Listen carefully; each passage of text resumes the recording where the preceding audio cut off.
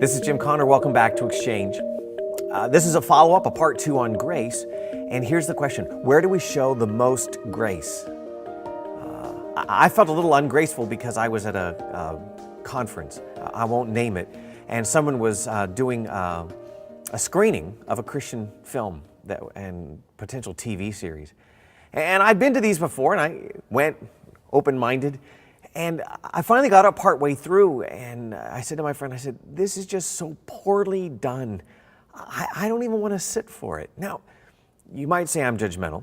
Could be true. I mean, we all make judgments. But I have to tell you, living in Southern California, I've seen the best of what people can do. And when we, as followers of Jesus, do something that's far less, it's kind of like, why? Why? What's the problem? And people make excuses. They tell me, well, we can't get the best director. And I'm like, well, why? Well, we can't. And I'm like, but why can't you? Well, we don't have enough money. Well, why don't you have enough money? Well, we just don't. Well, if you tried to raise the money, well, we don't have a good enough facility, so we don't have enough money for that. There's always seems to be an excuse for why we would do something second-rate for Jesus. And I'm sure you could blog all day on why that's not necessarily a right interpretation. But hang with me with the logic, because, when we turn on a movie or a TV show, and when we screen that, the judgments often fly. It's like, why are they living such a lifestyle? Why are they glamorizing something that's so destructive? The judgments flow, but the quality of the production is there. So why would we take a better message and clothe it in something that's inferior? Now, I have some answers for that, and you should have that discussion maybe with your friends or me.